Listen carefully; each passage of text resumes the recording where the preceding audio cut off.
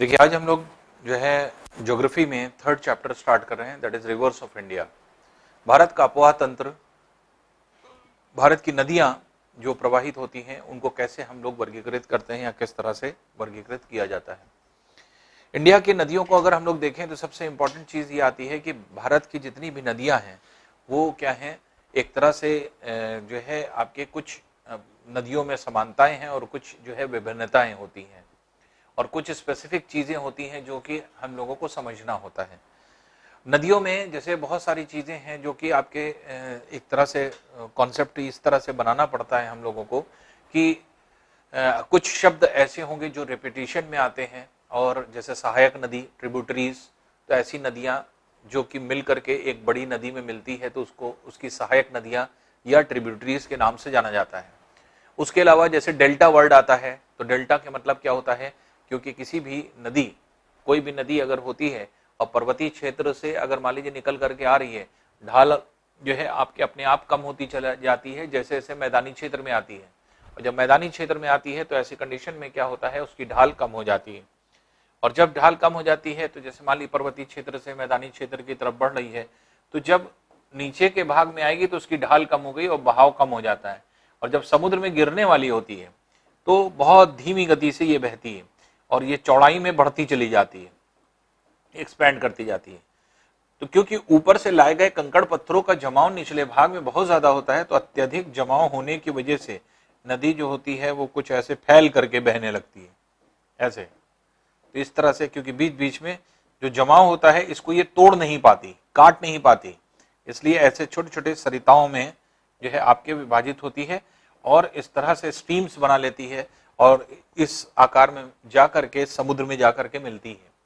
तो जब समुद्र में नदियां मिलती हैं तो वो कुछ इस आकार में फैल करके ऐसे फैली हुई, और ये आकार अगर आप देखेंगे तो ये क्या है, ये इस आकार को जो है आपके एक तरह से इस आकार में होती है, ये ट्रायंगुलर शेप का आकार बना लेती है।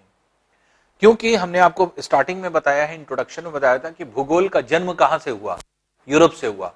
तो यूरोप से क्योंकि जन्म हुआ और यूनान भाषा का सबसे ज्यादा जो है प्रभाव था और यूनान में ही इसका डेवलपमेंट हुआ, तो यूनान में के अल्फाबेट जो है, ग्रीक जो आपके एक तरह से भाषा है, लैंग्वेज है, उसके अल्फाबेट जो होते हैं, जैसे हम लोगों के इंग्लिश भाषा के अल्फाबेट ABCDE इस तरह से, उसी तरह से वहां पर ग्रीक लैंग्वेज के अल्फाबेट्स जो होते हैं, अल्फा, बीटा, गामा, डेल्टा, इस तरह से होते हैं।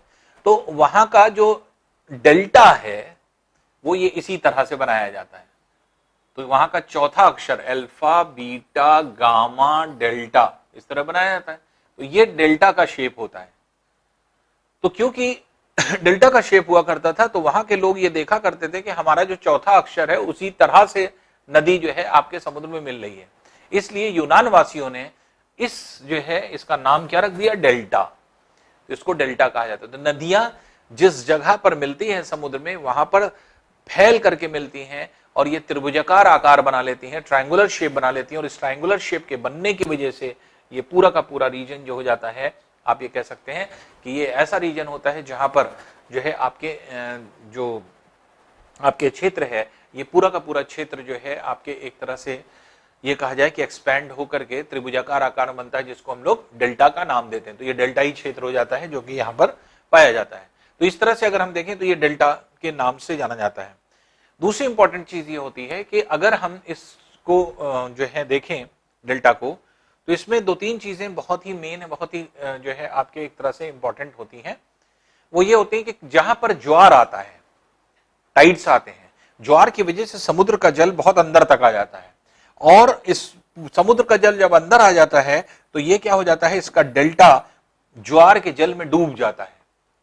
तो जहां पर ज्वार हमेशा बना रहता है वहां पर क्या है, डेल्टाई क्षेत्र पूरी तरह से डूबे होते हैं, और जिस नदी का डेल्टा अधिकांश समय तक ज्वारी जल में डूबा होता है तो वहां डेल्टा दिखाई नहीं पड़ता है।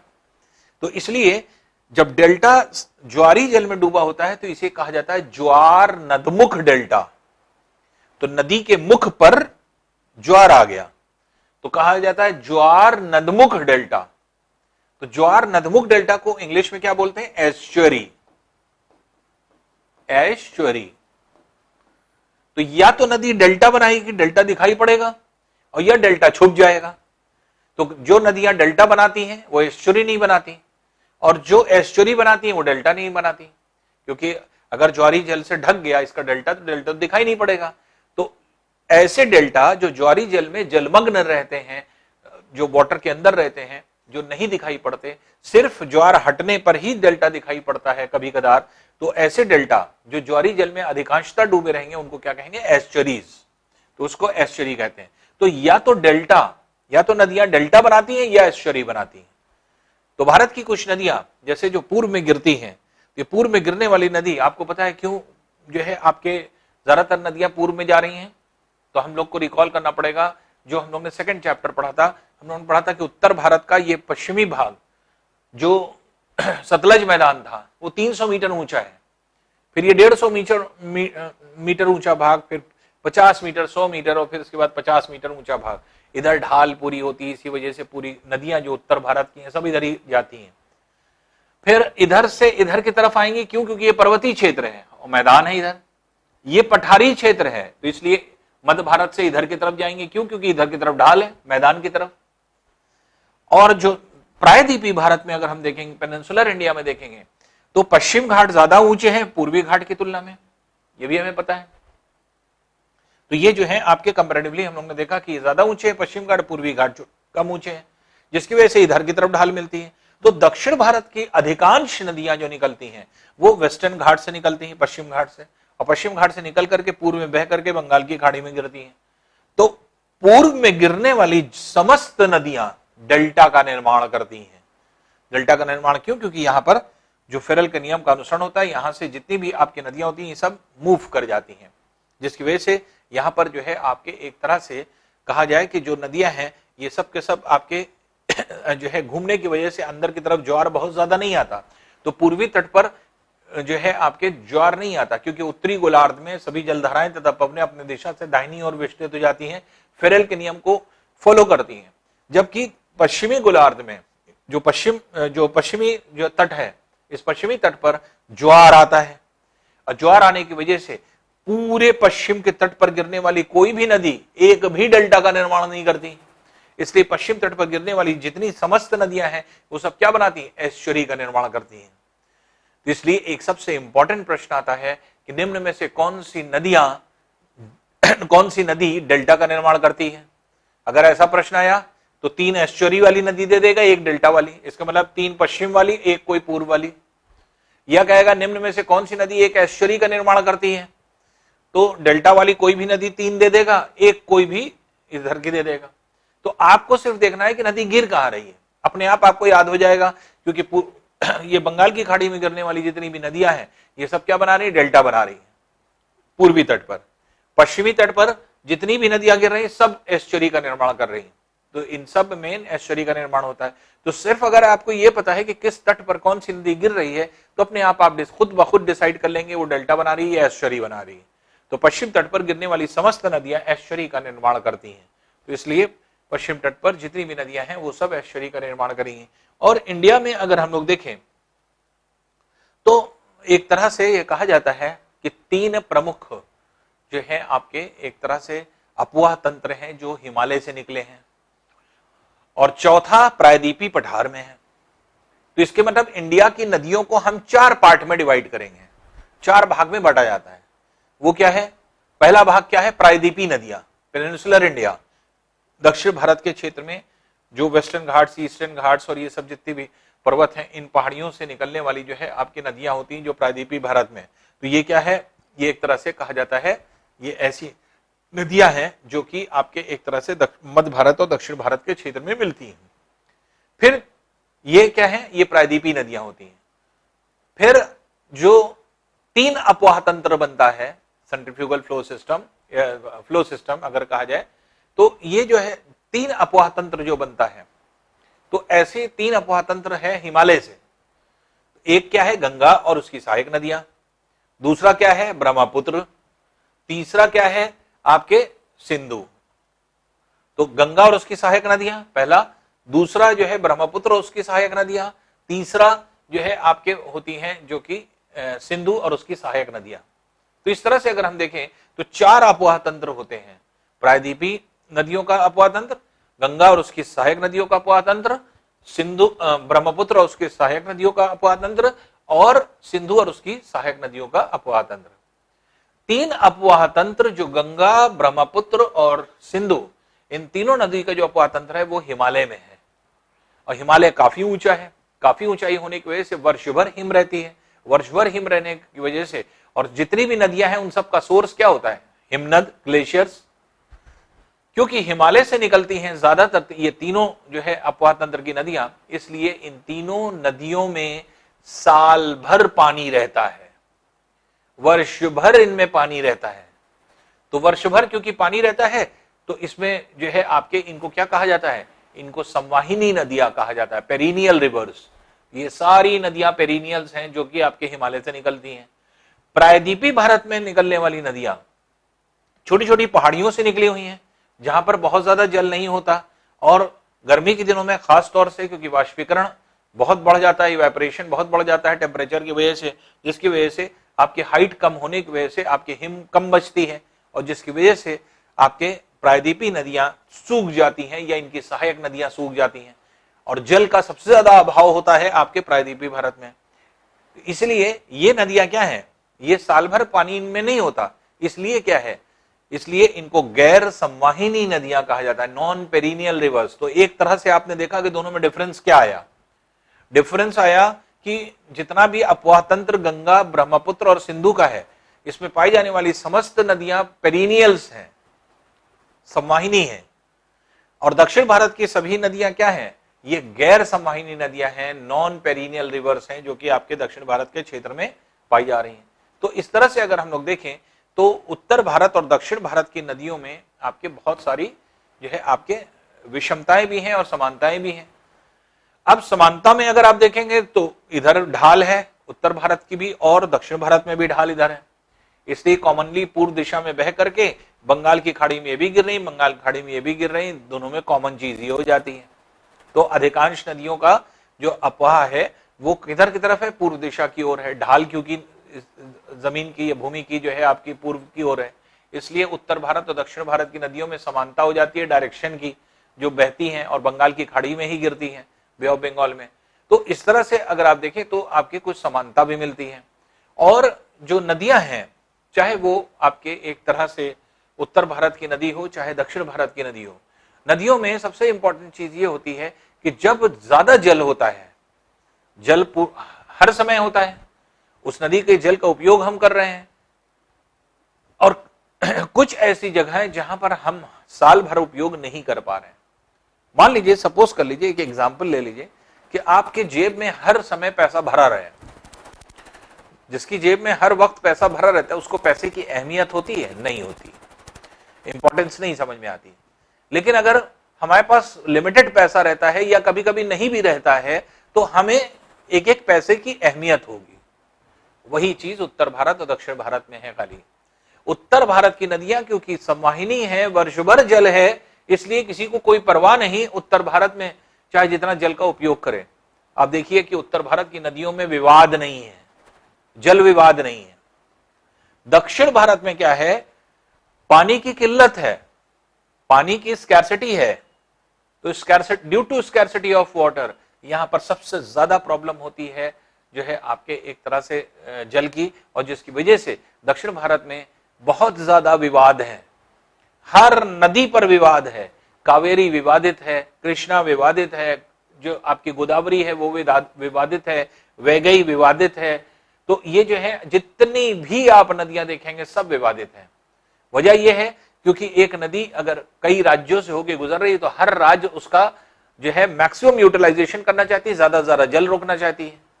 अब कोई नदी अगर एक जो है आपके राज्य से दूसरे राज्य में गई तो पहले ही राज्य इतना पानी ज्यादा रोक लेता है कि दूसरे राज्य को मिलता ही नहीं है, तो दूसरा राज्य जो है इसीलिए केस कर देता है। तो इसलिए जो है आपस में टकराव बना रहता है। तो दक्षिण भारत में अगर आप देखेंगे तो इसीलिए क्योंकि जल का अभाव है, इसलिए जल की जो है अहमियत दक्षिण भारत वालों को पता है, और जिसकी वजह से सबसे ज्यादा विवाद अगर आप देखेंगे तो वो दक्षिण भारत के क्षेत्र में ही होता है। तो दक्षिण भारत का क्षेत्र जो है आपके एक तरह से विवादित क्षेत्र के रूप में जाना जाता है। तो इसलिए विवादित क्षेत्र किस संदर्भ में? वाटर के लिए। तो इसके मतलब जितना भी आप अभी जैसे नदियां पढ़ रहे हैं, इन्हीं नदियों पे हम परियोजनाएं पढ़ेंगे। जब नदी परियोजना आप पढ़ेंगे तो आप देखेंगे परियोजनाओं में सबसे ज्यादा विवादित परियोजनाएं दक्षिण भारत के क्षेत्र में ही है। तो ये जो है आपके एक तरह से जो है भारत की नदियां होती हैं जो कि हम लोगों को एक एक करके पढ़ना है। अब बात ये आती है कि नदियों को किस तरह से पढ़ना है या क्या पढ़ना है या कौन से पार्ट में कितनी नदियां पढ़ेंगे।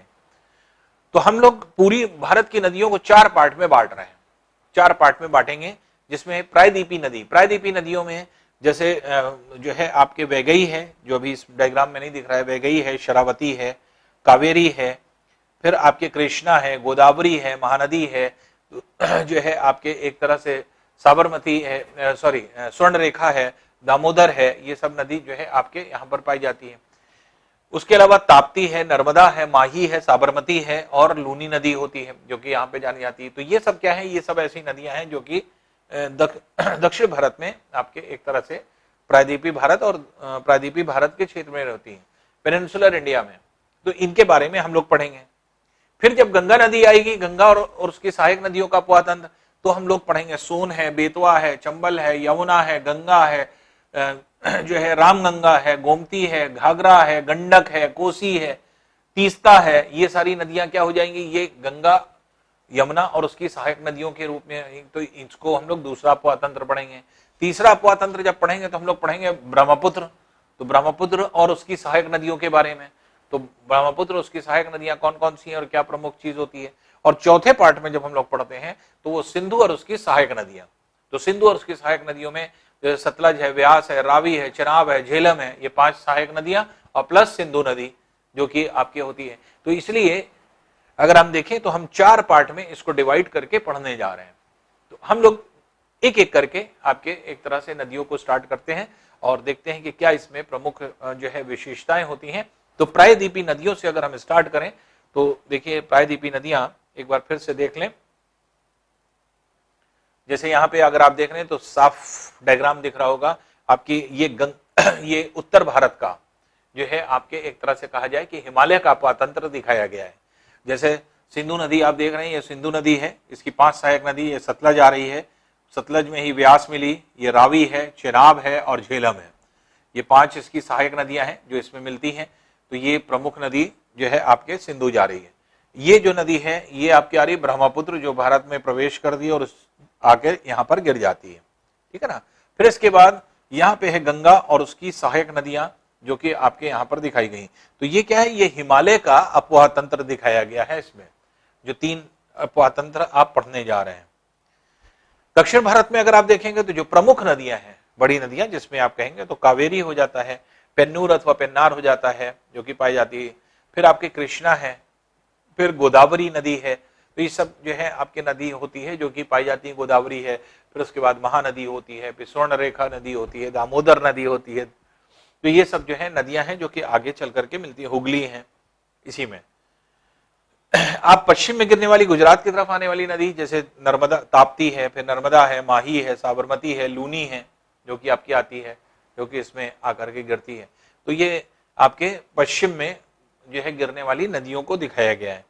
फिर इसके बाद गंगा, यमुना और उसका अपवाह तंत्र आपके इस प्रकार से दिखाया गया है, जो कि गंगा नदी है और इसकी सहायक नदियां दोनों मिलती हैं, मिल करके चला जाती हैं बांग्लादेश में जाकर के ये जो है आपके बंगाल की खाड़ी में जाकर के गिरती हैं।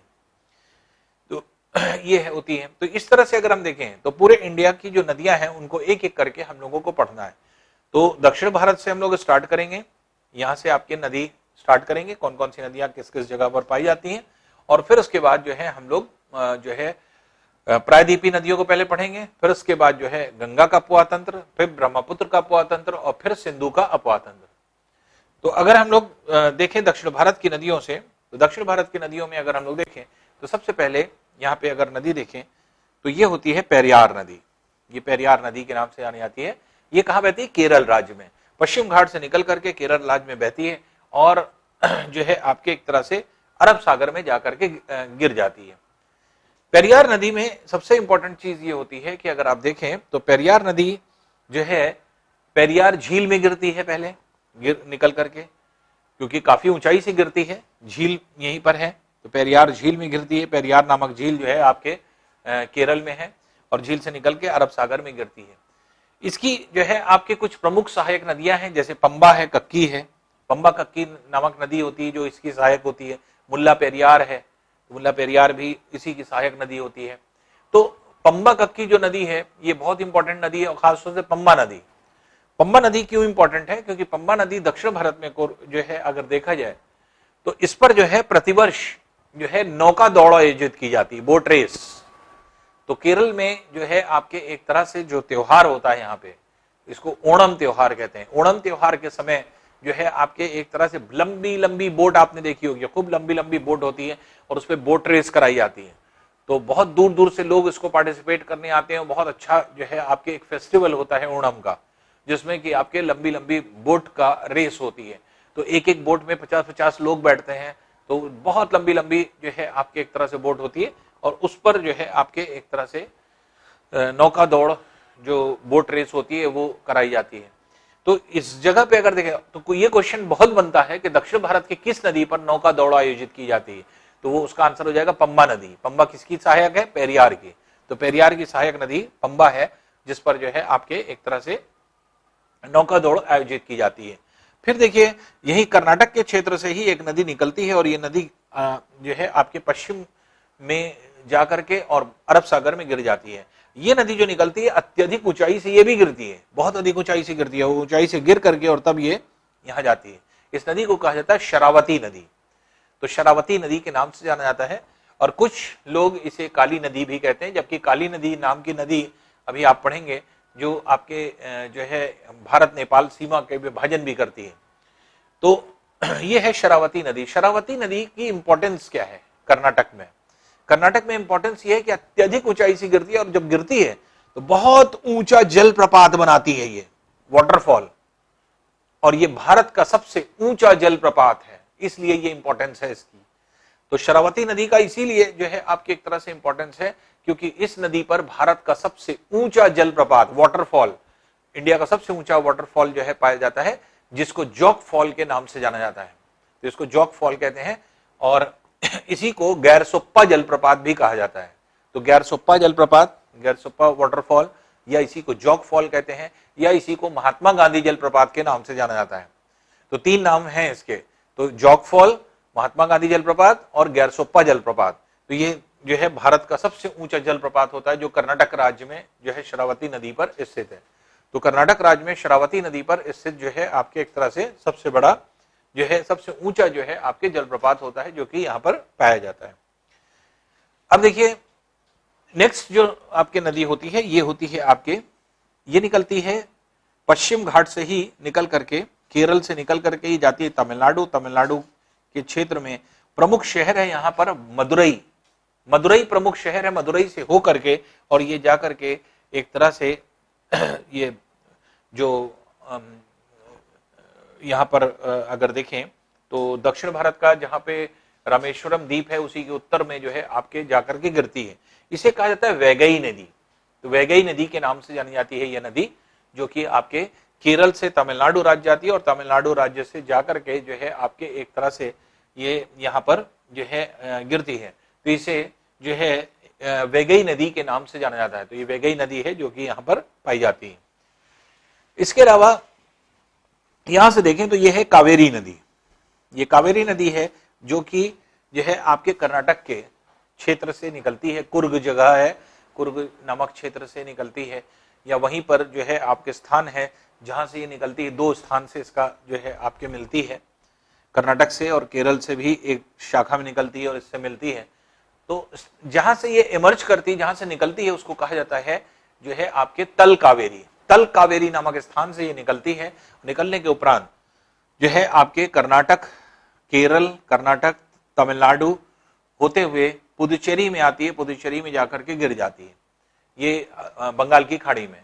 तो इस तरह से केरल, कर्नाटक, तमिलनाडु और पुदुचेरी ये चारों स्थानों पर बहती है। इसके मतलब 3 राज्य में और एक केंद्र शासित प्रदेश पर कावेरी बह रही है।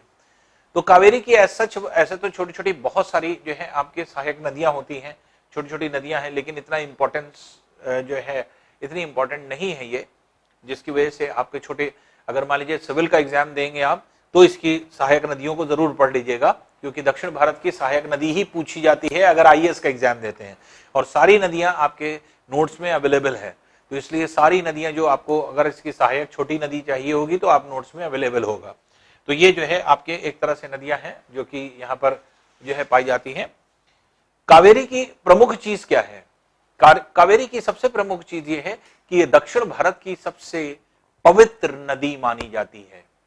क्यों पवित्र नदी मानी जाती है, क्या रीजन है, क्या नहीं है, उसका रीजन समझ लीजिए कि जब यह नदी बहती है तो उसके रास्ते में जो है आपके एक तरह से एक नदी द्वीप आ जाता है, स्थल आ जाता है, जिसकी वजह से ये दो पार्ट में बढ़ जाती है, फिर मिलती है, फिर आगे बहती है, फिर एक नदी द्वीप आ जाता है, और फिर इसके बाद फिर ये दो पार्ट में बढ़ जाती है, फिर आगे जाकर के मिलती है, फिर एक नदी द्वीप आ जाता है, और नदी द्वीप आकर के फिर ये दो पार्ट में बढ़ती है, और फिर से बह करके मिल करके तब आगे बढ़ती है। तो ये नदी कावेरी नदी 3 स्थानों पर दो दो भाग में बटी है, और जिसकी वजह से जो है आपके यहां पर 3 द्वीप पाए जाते हैं, और इन द्वीपों पर 3 शहर बसे हैं। तो दक्षिण भारत में 3 शहर नदी के बीच में बसे हुए हैं। तो नदी द्वीप पर जो है आपके ये नदी द्वीप होते हैं जो इस पे बसे हुए हैं। ये 3 शहर कौन से हैं? ये श्रीरंगम, श्रीरंगपट्टनम और शिव समुद्रम। ये आपके एक तरह से जो है ये आपके स्थान होते हैं।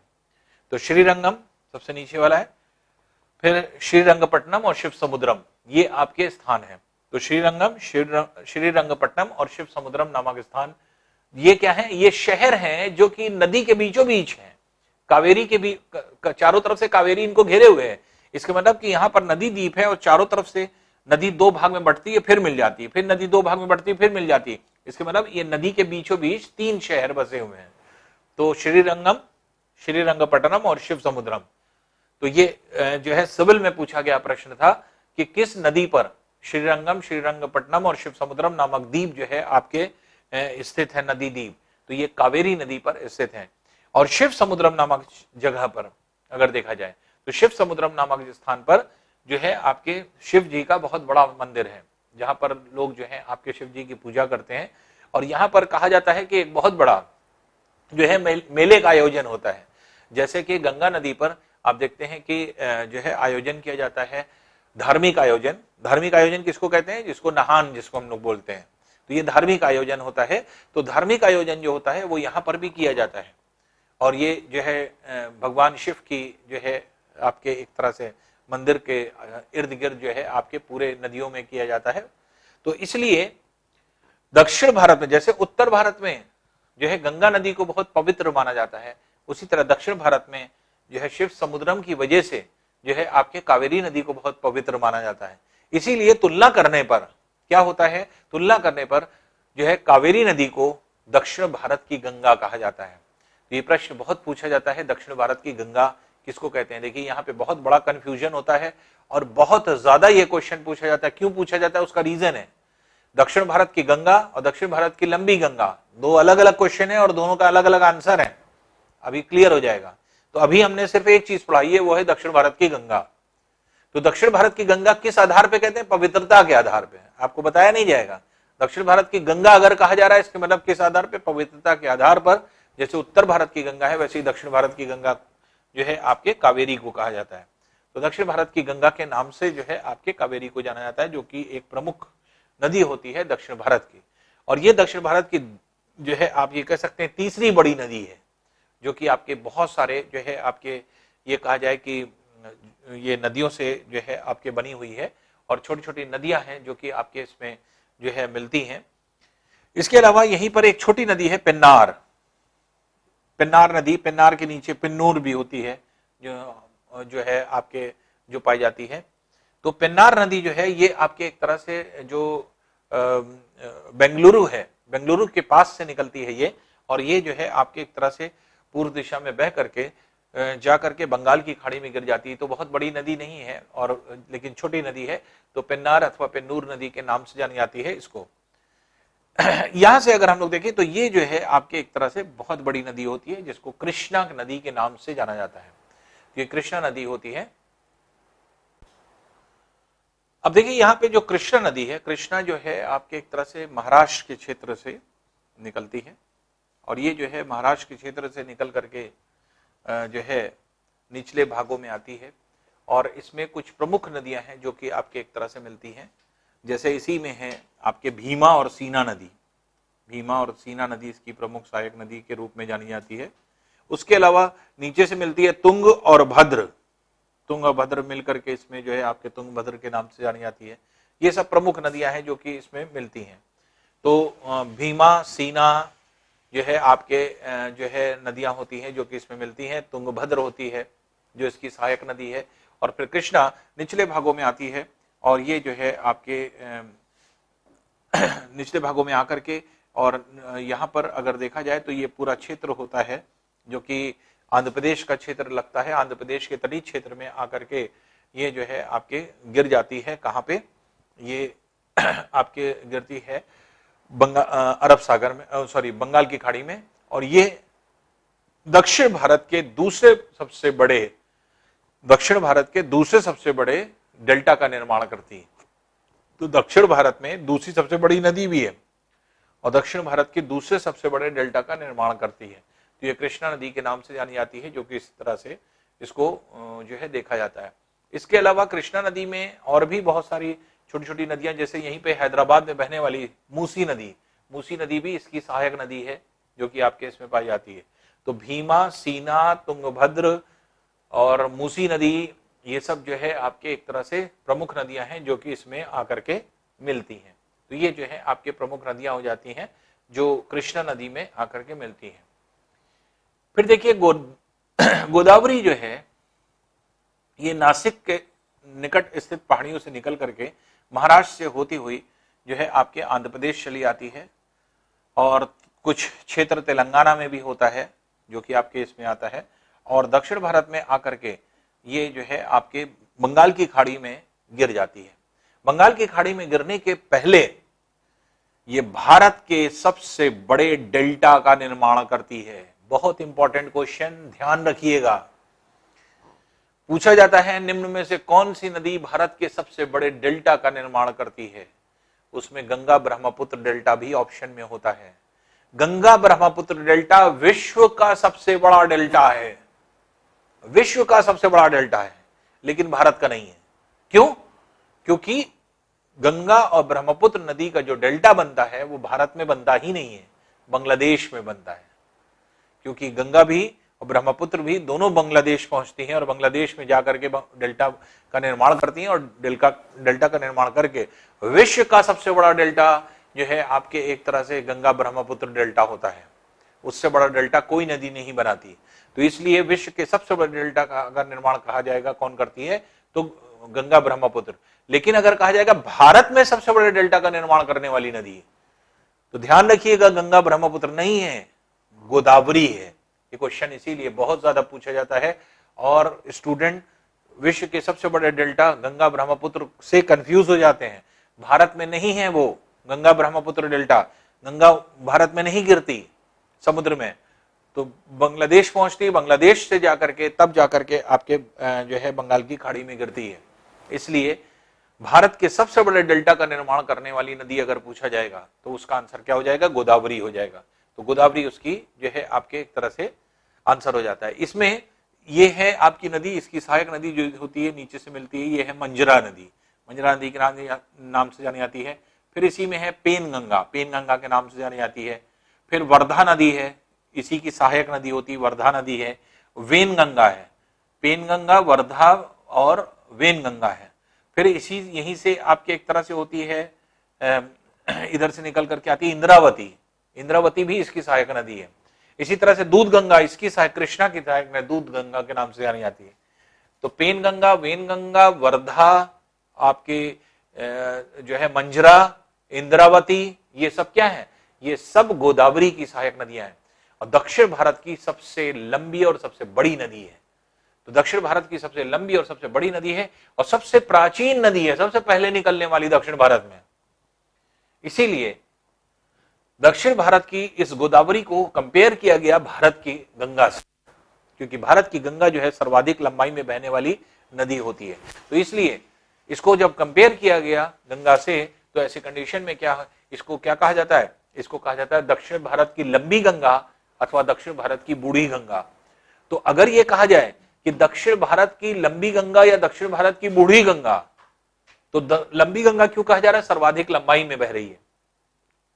तो जैसे कि जो है आपकी गंगा नदी है, तो जैसे 2610 किलोमीटर लंबाई में टोटल जाती है, लेकिन 2071 किलोमीटर लंबाई में इंडिया में बह रही है, तो इसलिए 2071 किलोमीटर लंबाई में टोटल बहती है गंगा नदी, लेकिन ये जो है आपके 1465 किलोमीटर लंबाई में बहती है।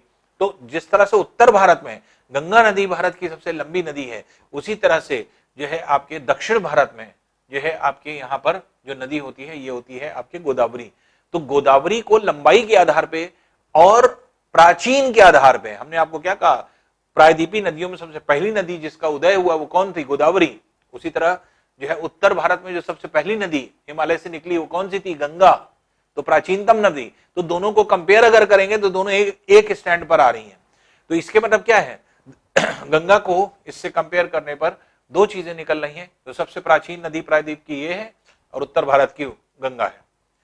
सबसे लंबी नदी दक्षिण भारत की ये है और दक्षिण भारत की सबसे लंबी नदी कौन है, गंगा। तो इसलिए इसे दक्षिण भारत की गंगा तथा लंबी गंगा तथा दक्षिण भारत की बूढ़ी गंगा कहते हैं। तो दक्षिण भारत की लंबी गंगा या बूढ़ी गंगा कहा जाए तो उसका आंसर क्या हो जाएगा, गोदावरी। और अगर कहा जाएगा दक्षिण भारत की गंगा, उसका आंसर क्या हो जाएगा, कावेरी। तो दोनों में देखिए अंतर समझ लीजिएगा, दोनों क्वेश्चन पूछे जाते हैं।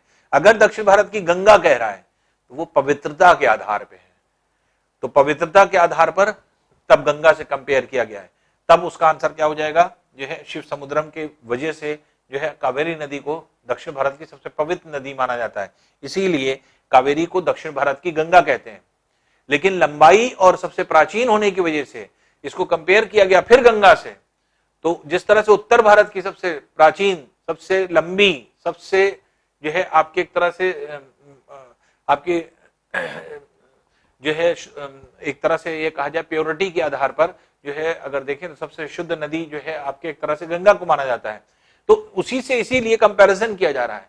तो लंबाई और प्राचीन नदी होने की वजह से जो है आपके गोदावरी को इससे कंपेयर किया गया, और इसलिए भारत की लंबी गंगा तथा भारत की बूढ़ी गंगा अगर कहा जाए किसको कहते हैं, दक्षिण भारत की, तो वो हो जाएगी गोदावरी। तो गोदावरी को यहां पर कहा जाता है। इसके अलावा देखिए यहां पे मैकाल पहाड़ियां हैं, मैकाल पहाड़ियां हैं, यहीं पर शिहावा पहाड़ी होती है। मैकाल पहाड़ी से के पास जो है आपके यहाँ पे शिहावा पहाड़ियां हैं, मैकाल पठार पे। मैकाल पठार आपने पढ़ा था, आप केंद्रीय प्रवाह तंत्र का निर्माण करता है, तो यहीं पे मैकाल पठार पर जो है आपके शिहावा पहाड़ियां होती हैं, और ये शिहावा पहाड़ियों से एक नदी निकलती है, और ये नदी जो है आपके एक तरह से उड़ीसा के क्षेत्र में आती है और चिल्का झील के पास बह करके और ये बंगाल की खाड़ी में गिर जाती है। तो प्रमुख शहर जहां ये बहती है ये भुवनेश्वर है, भुवनेश्वर के नाम से जानी जाती है।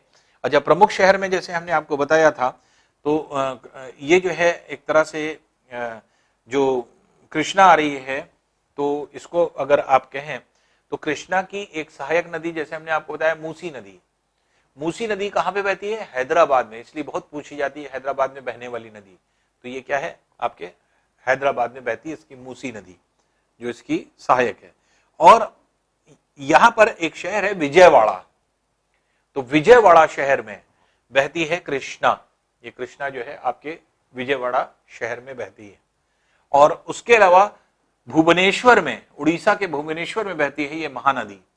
महानदी जो है आपके, इसको महानदी के नाम से जाना जाता है, जो शिहावा पहाड़ियों से निकल करके आपके जाती है और ये जो है बंगाल की खाड़ी में गिरती है।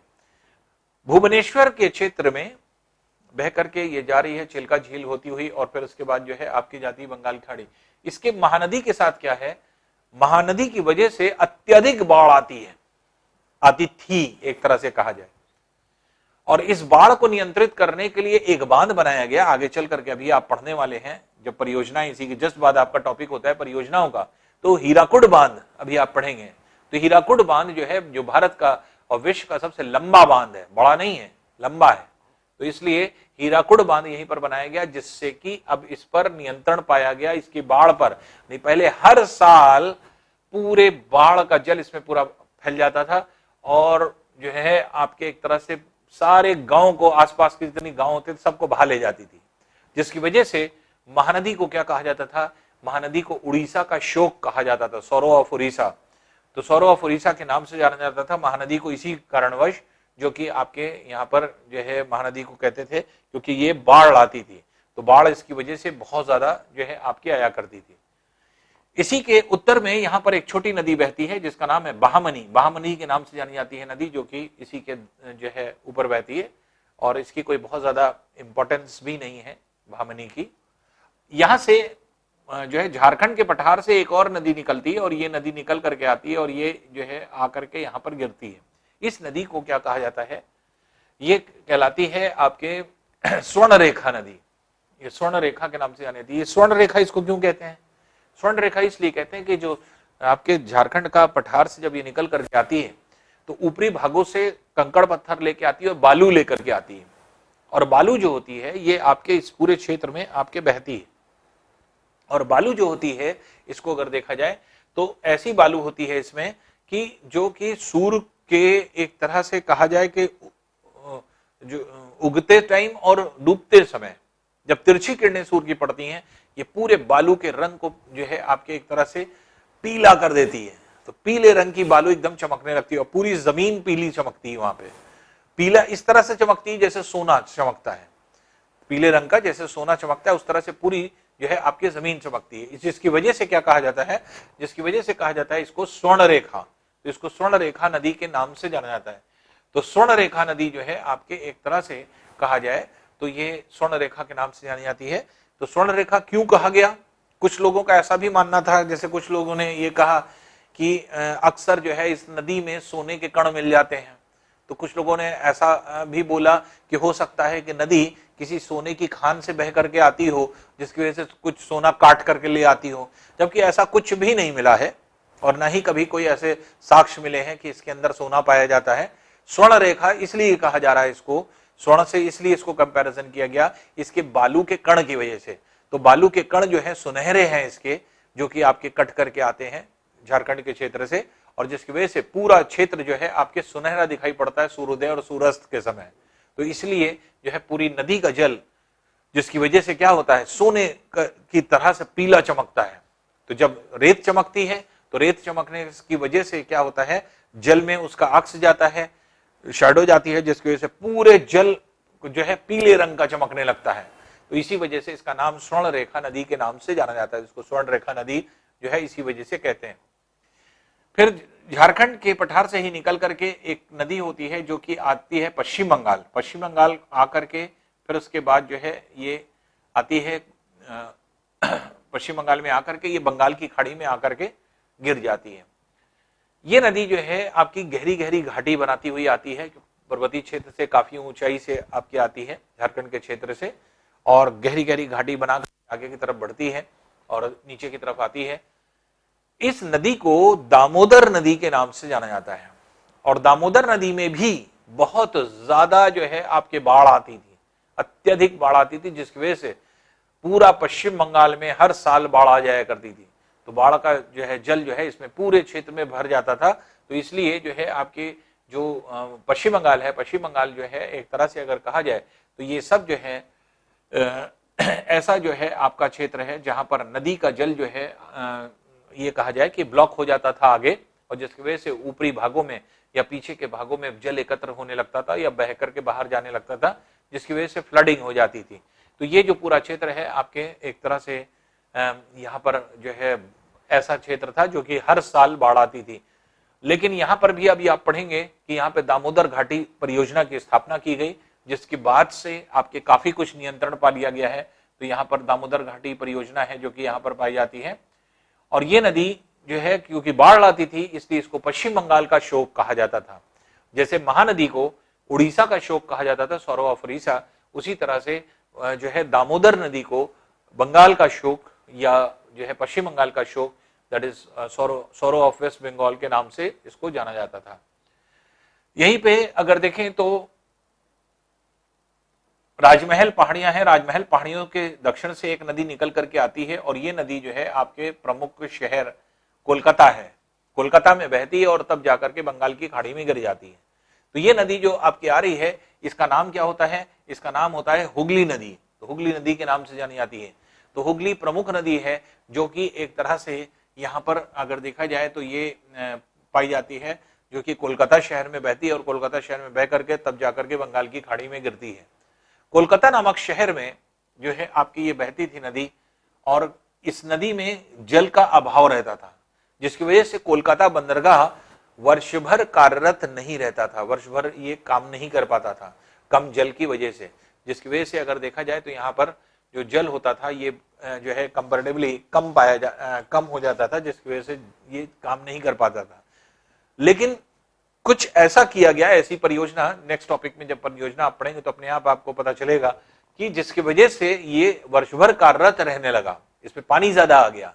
तो पानी कैसे आया? तो यहाँ पे फरक्का अवरोधक अभी आप पढ़ेंगे, फरक्का बैरेज बनाया गया, जिसकी वजह से गंगा के नदी के जल को जो है हुगली नदी में छोड़ दिया जाता है। और गंगा नदी के जल को जब हुगली में छोड़ दिया जाता है तो हुगली में आकर के ये कोलकाता में बह करके चली जाती है। इसीलिए ये भी कहा जाता है कि कोलकाता शहर में गंगा बहती है, जबकि गंगा बांग्लादेश चली जाती है ऊपरी से ही।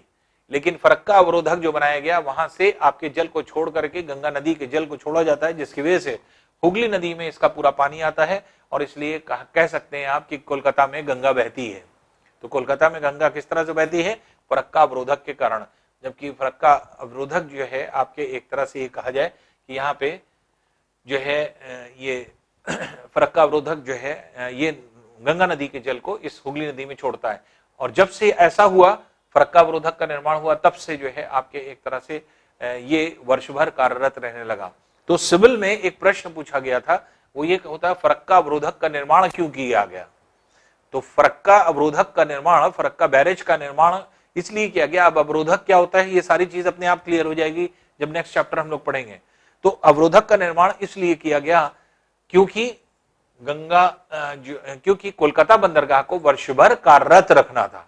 तो वर्ष भर कार्यरत रखने के लिए सिर्फ जो है आपके अवरोधक का निर्माण किया गया। तो ये नदी हो जाती है हुगली नदी के नाम से जानी जाती है। अब देखिए कुछ नदियां जो है आपके खंबात की खाड़ी में यहां गिर रही है। खंबात की खाड़ी में गिरने वाली नदी जैसे ताप्ती है, नर्मदा है, माही है, साबरमती है, लूनी है, ऊपर चली आ रही है, ये नदी होती हैं जो कि पाई जाती हैं। इनको अगर हम लोग देखें तो इसमें यहां पर मध्य प्रदेश के बैतूल जिला है, बैतूल जिले में से जो है आपके यहीं पर है मुल्ताई तालाब नामक स्थान। मुल्ताई तालाब नामक स्थान से निकलती है एक नदी, और ये जो है आपके सतपुड़ा की दक्षिण घाटी में बहती है। यहीं पे सतपुड़ा पर्वत है, ये सतपुड़ा पर्वत का क्षेत्र है। तो इसी के दक्षिण, सतपुड़ा के दक्षिण घाटी में बहती है, भ्रंश घाटी में। तो गहराई जो होती है वो भ्रंश घाटी उसको कहा जाता है, भ्रंश घाटी में बहती है। गुजरात का प्रमुख शहर सूरत है, यहाँ पे सूरत में बहती है और फिर खंबात की खाड़ी में आकर के गिर जाती है। तो ये खंबात की खाड़ी होती है, गल्फ ऑफ खंबात, जो कि गुजरात का क्षेत्र होता है। इस नदी को क्या कहा जाता है? तापी अथवा ताप्ती नदी। तो तापी अथवा ताप्ती नदी के नाम से इस नदी को जाना जाता है। तो ये तापी अथवा ताप्ती नदी के नाम से जानी जाती है, जो कि जो है इस सतपुड़ा की दक्षिण घाटी में बह रही है। अब देखिए भ्रंश घाटी। भ्रंश घाटी क्या है? अगर हम पर्वतीय किसी क्षेत्र को, हमने आपको पहले भी एक्सप्लेन किया था, किसी पर्वतीय क्षेत्र के आसपास के क्षेत्र में या उसके पैरेलल कोई गहरी घाटी हो और उस घाटी में कोई नदी बहती हो, तो ये क्या हो जाएगी? इसको भ्रंश घाटी कहते हैं, या इसी को रिफ्ट वैली कहते हैं।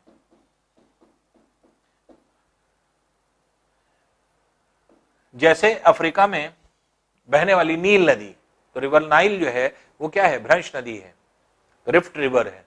उसी तरह से जैसे आपके एक तरह से रिफ्ट रिवर और भी होती हैं, जो कि भारत में जैसे ताप्ती आप पढ़ेंगे और एक नर्मदा, ये दोनों, क्योंकि सतपुड़ा ऊपर है, सतपुड़ा के दक्षिण में ताप्ती बह रही है, सतपुड़ा के उत्तर में नर्मदा बह रही है। ये नर्मदा नदी है जो कि इस तरह से यहाँ पर आपकी गिरती है। तो इस तरह से अगर हम देखें तो रिफ्ट वैली कहा जाता है भ्रंश घाटी, और क्योंकि ये भ्रंश घाटी में बह रही है इसलिए इसको भ्रंश नदी कहते हैं। एसएससी में कई बार ये प्रश्न आ चुका भ्रंश नदी, लेकिन जो है हाल ही में 2-3 साल पहले जो प्रश्न आया था वो एक तरह से गलत क्वेश्चन था। गलत क्या, आंसर उसमें सही थे। पूछा गया था निम्न में से कौन सी नदी भ्रंश नदी है, और दोनों दे दिया था, ताप्ती और नर्मदा दोनों दे दिया था, जबकि ताप्ती और नर्मदा दोनों भ्रंश नदियां हैं। तो भारत की सबसे बड़ी भ्रंश नदी जो है आपकी एक तरह से नर्मदा है, और दूसरी भ्रंश नदी ताप्ती है, क्योंकि दोनों भ्रंश में बहती है। तो ये जो है आपके एक तरह से सतपुड़ा की दक्षिण भ्रंश में, और नर्मदा जो है ये सतपुड़ा और ऊपर विंध्य है, विंध्य पर्वत है, तो विंध्य और सतपुड़ा के बीच की घाटी में बहती है, भ्रंश घाटी में बहती है।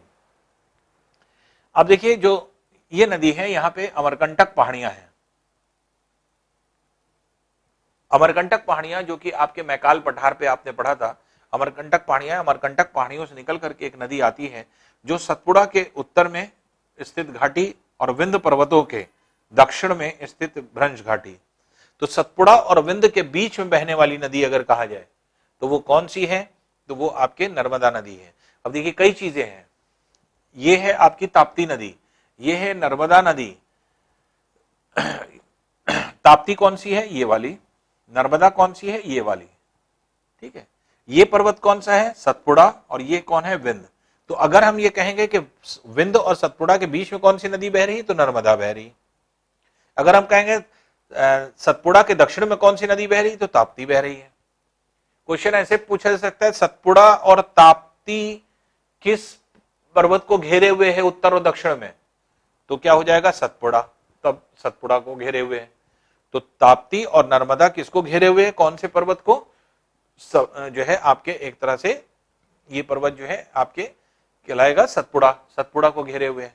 तो सतपुड़ा के दक्षिण घाटी में ताप्ती नदी, और सतपुड़ा के उत्तर और विंध्य पर्वतों के दक्षिण से होकर के आती है नर्मदा नदी, जो पश्चिम दिशा में बहती है, ये भी जो है इसमें गिर जाती है।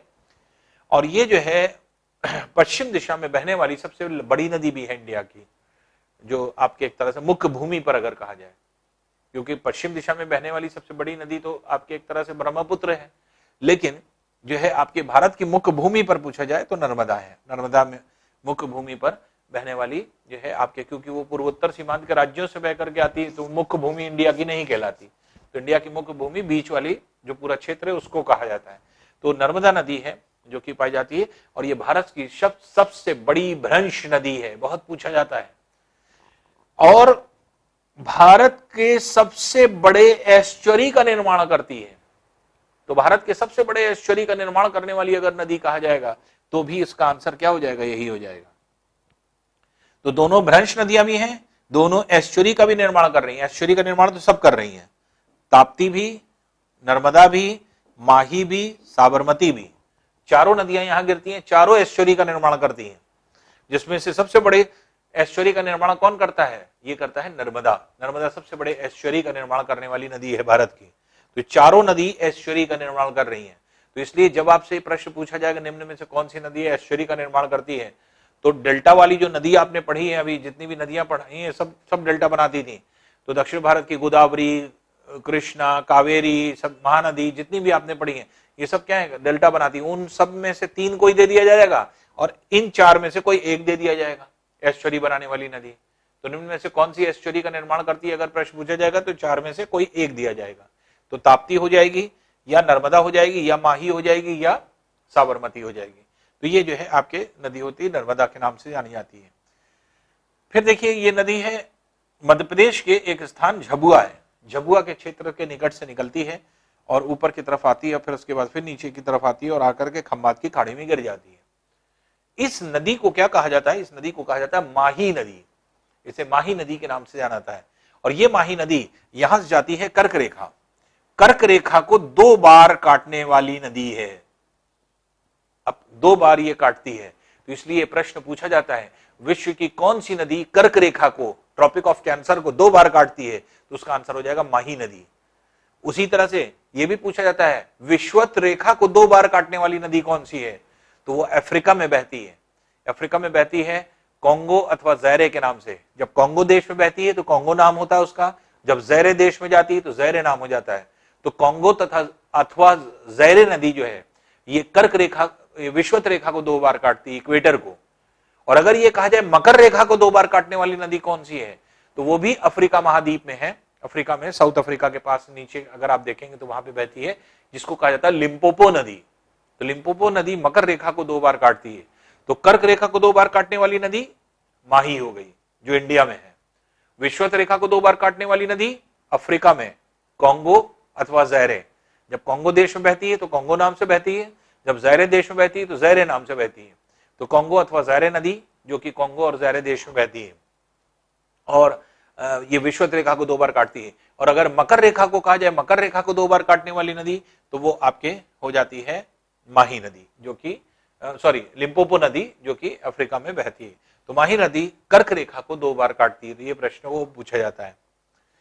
इसके अलावा यहाँ पे अगर हम लोग देखें तो ये जो आपकी नदी है ये निकल करके आती है, ये है अरावली के दक्षिण से, यहीं पे अरावली है, अरावली के दक्षिण से निकल करके ये नदी आती है और ये नदी आकर के जो है प्रमुख जगह साबरमती जो है आपके क्षेत्र है, साबरमती में बहते हुए और तब बंगाल की खाड़ी में आकर के यहाँ पर गिर जाती है। तो इस नदी, ये नदी जो है गुजरात के क्षेत्र में खंबात की खाड़ी में आके गिर रही है। इसे जो है आपके ये एक तरह से ये कहा जाए कि ये जो नदी आती है ये साबरमती आश्रम जो गांधी जी का था वो यहीं पर बना हुआ था, इसी नदी के किनारे जो है आपके क्षेत्र में बना हुआ था। तो ये साबरमती के नाम से जानी जाती है इसीलिए क्योंकि वो आश्रम भी और जो है आपके साबरमती के नाम से जाना जाता है।